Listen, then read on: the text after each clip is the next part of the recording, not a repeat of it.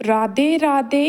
आज मैं आपको सावन के पहले सोमवार की कथा सुनाती हूँ। सावन सोमवार का पहला व्रत है और इस व्रत करने से भोलेनाथ और माँ पार्वती का आशीर्वाद प्राप्त होता है।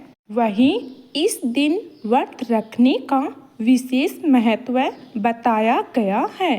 मान्यता है तो व्यक्ति इस दिन व्रत रखता है, उसकी सभी मनोकामना पूर्ण होती है। साथ ही भगवान शिव और माता पार्वती का आशीर्वाद प्राप्त होता है। लेकिन इस दिन जो व्यक्ति व्रत रखता है उसको ये कथा पढ़ना जरूरी माना गया है। मान्यता है इस कथा के पढ़े बिना व्रत का फल प्राप्त नहीं होता।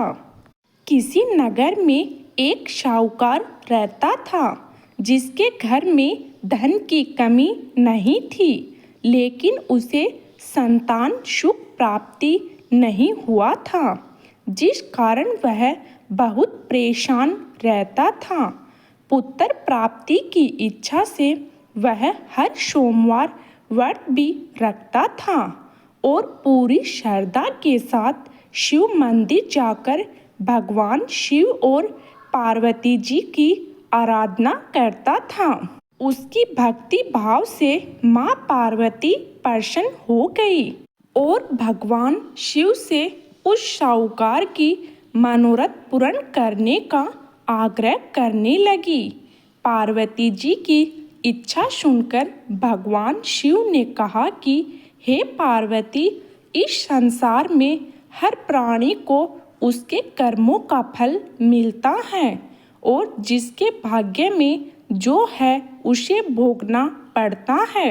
लेकिन पार्वती जी ने साहूकार की भक्ति का मान रखने के लिए उसकी मनोकामना पूर्ण करने के लिए कहा। माता पार्वती के आग्रह पर शिवजी ने साहूकार को पुत्र प्राप्ति का वरदान दिया, लेकिन साथ ही यह भी कहा कि इस बालक की उम्र केवल 12 वर्ष ही होगी।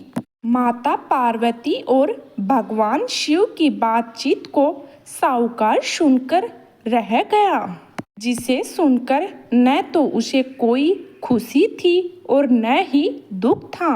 वह पहले की तरह ही शिवजी की पूजा करता रहता था। कुछ समय के बाद साहूकार को पुत्र की प्राप्ति हुई। जब वह बालक 11 वर्ष का हुआ तो उसे पढ़ने के लिए काशी भेजा गया।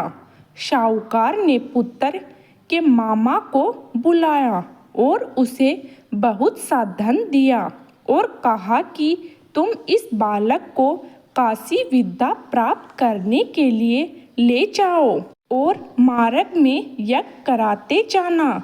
जहाँ भी यज्ञ करो वहाँ ब्राह्मणों को भोजन कराकर दक्षिणा देते हुए जाना। दोनों मामा भांजा इसी तरह यज्ञ कराते और ब्राह्मणों को दान दक्षिणा देते हुए काशी की तरफ चल पड़े।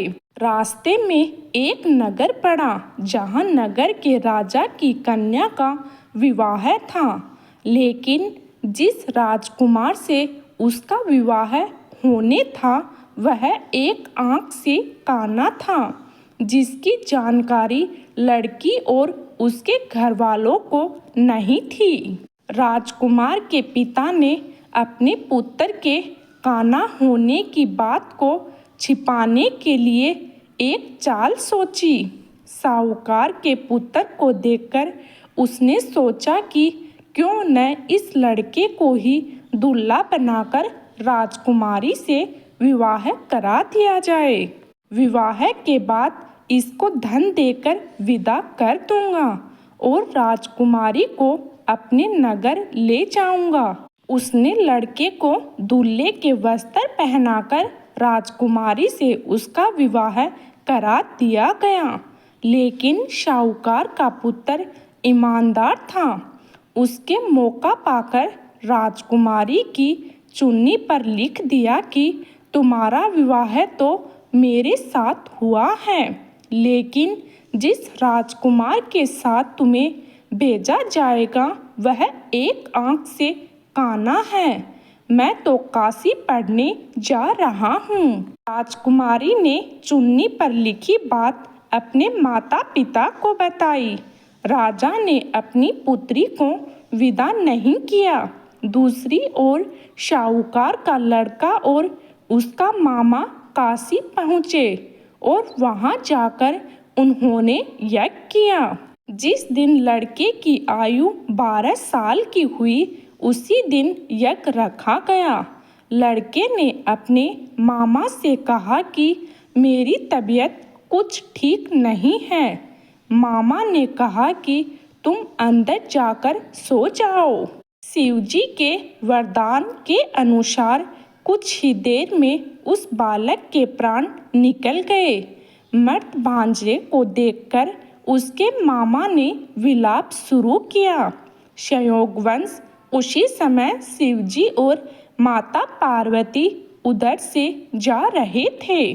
पार्वती ने भगवान से कहा, स्वामी, मुझे इसके रोने के स्वर सहन नहीं हो रहा।